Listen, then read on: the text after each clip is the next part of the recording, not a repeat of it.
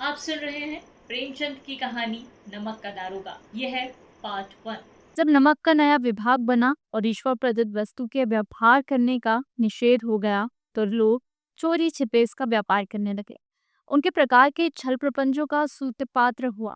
कोई घूस से काम निकालता था, कोई चालाकी से। अधिकारियों के पौ 12 थे। पटवारीगिरी का सर्वसम्मानित पद छोड़ छोड़कर लोग इस विभाग की बर्क अंदाजी करते थे। इसके दारोगा पद के लिए तो वकीलों का भी जी लल जाता था। यह वह समय था जब अंग्रेजी शिक्षा और ईसाई मत को लोग एक ही वस्तु समझते थे। फारसी का प्राबल्य था। प्रेम की कथाएं और श्रृंगार रस के काव्य पढ़कर फारसिंदा लोग सर्वोच्च पदों पर नियुक्त हो जाया करते थे। मुंशी वंशीधर भी जुलेखा की विरह कथा समाप्त करके मजनू और फरहाद के प्रेम वृतांत को नल और नील की लड़ाई और अमेरिका के आविष्कार से अधिक महत्व की बातें समझते हुए रोजगार की खोज में निकले। उनके पिता एक अनुभवी पुरुष थे। समझाने लगे, बेटा, घर की दुर्दशा देख रहे हो, ऋण के बोझ से दबे हुए हैं। लड़कियां हैं, वे घास फूस की तरह बढ़ती चली जा रही हैं। मैं कगारे पर का वृक्ष हो रहा हूँ, न मालूम कब गिर पड़ूं। अब तुम ही घर के मालिक मुख्तार हो। नौकरी में ओहदे की ओर ध्यान मत देना। यह तो पीर का मजार है। निगाह चढ़ावे और चादर पर रखनी चाहिए। ऐसा काम ढूंढना जहाँ कुछ ऊपरी आय हो।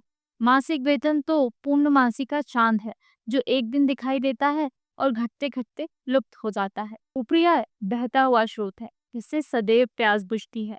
वेतन मनुष्य देता है, इसी से उसमें वृद्धि नहीं होती। ऊपरी आमदनी ईश्वर देता है, इसी से उसकी बरकत होती है। तुम स्वयं विद्वान हो, तुम्हें क्या समझाओ। इस विषय में विवेक की बड़ी आवश्यकता है। मनुष्य को देखो, उसके आवश्यकताओं को देखो और अवसर को देखो। उसके उपरांत जो उचित समझे करो। गरज वाले आदमी के साथ कठोरता करने में लाभ ही लाभ है, लेकिन बेगरज को दांव पर पाना जरा कठिन है। इन बातों को निगाह में बांध लो, यह मेरी जन्म भर की कमाई है। इस उपदेश के बाद पिताजी ने आशीर्वाद दिया। वंशीधर आज्ञाकारी पुत्र थे। ये बातें ध्यान से सुनी और तब घर से चल खड़े हुए। इस विस्तृत संसार में उनके लिए धैर्य अपना मित्र, बुद्धि अपनी पथ प्रदर्शक और आत्मविलंबन ही अपना सहायक था। लेकिन अच्छे शकुन से चले थे। जाते ही जाते नमक विभाग के दारोगा पद पर प्रतिष्ठित हो गए। वेतन अच्छा और ऊपरी आय का तो ठिकाना ही न था। वृद्ध मुंशी जी को सुख संवाद मिला तो फूले न समाये। महाजन कुछ नर्म पड़े। कलावर की आशालता लहराई। पड़ोसियों के हृदय में शूल उठने लगे। जाड़े के दिन थे और रात का समय। नमक के सिपाही चौकीदार नशे में मस्त थे।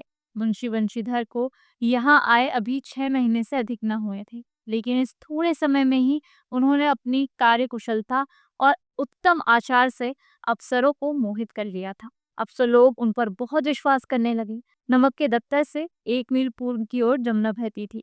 उस पर नाव का एक पुल बना हुआ था। दारोगा जी किवाड़ बंद किए मीठी नींद सो रहे थे। अचानक आंख खुली तो नदी के प्रवाह की जगह गाड़ियों की गड़गड़ाहट तथा मल्लाहों का कोलाहल सुनाई दिया। उठ बैठे। इतनी रात के गाड़ियां क्यों नदी के पार जाती हैं?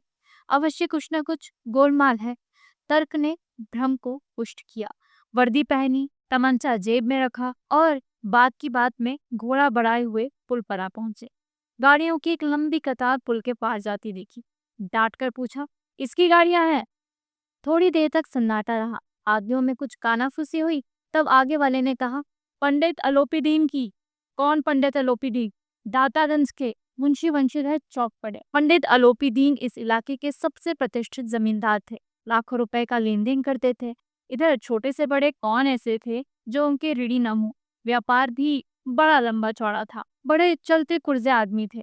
अंग्रेज अफसर उनके इलाके में शिकार खेलने आते और उनके मेहमान होते। 12 मास सदाव्रत चलता था।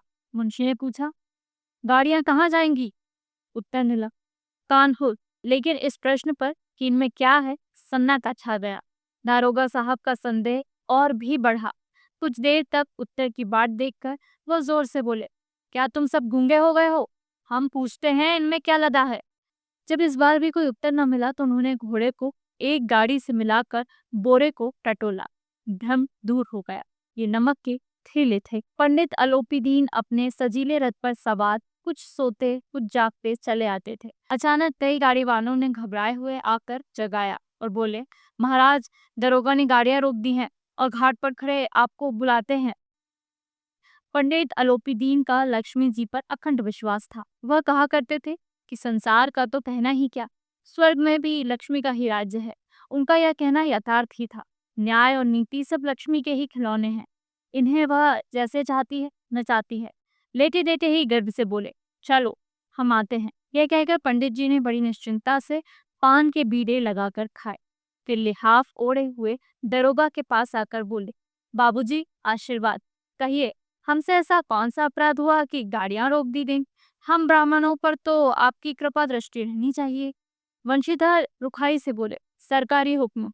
पंडित अलोपीदीन ने हंसकर कहा, हम सरकारी हुक्म को नहीं जानते और न सरकार को। हमारी सरकार तो आप ही हैं। हमारा और आपका तो घर का मामला है। हम कभी आपसे बाहर हो सकते हैं? आपने व्यर्थ का कष्ट उठाया। ये हो नहीं सकता कि इधर से जाएं और इस घाट के देवता को भेंट न चढ़ावें। मैं तो आपकी सेवा में स्वयं ही आ रहा था। वंशीधर पर ऐश्वर्य की मोहिनी वंशी का कुछ प्रभाव न पड़ा। ईमानदारी की नई उमंग थी।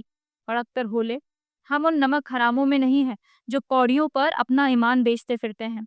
आप इस समय हिरासत में हैं। आपको कायदे के अनुसार चलना होगा। बस मुझे अधिक बातों की फुर्सत नहीं है। जमादार बदुल सिंह, तुम इन्हें हिरासत में ले चलो। मैं हुक्म देता हूँ। कहानी का अगला भाग सुनने के लिए डिस्क्रिप्शन में दिए गए लिंक पर क्लिक करें।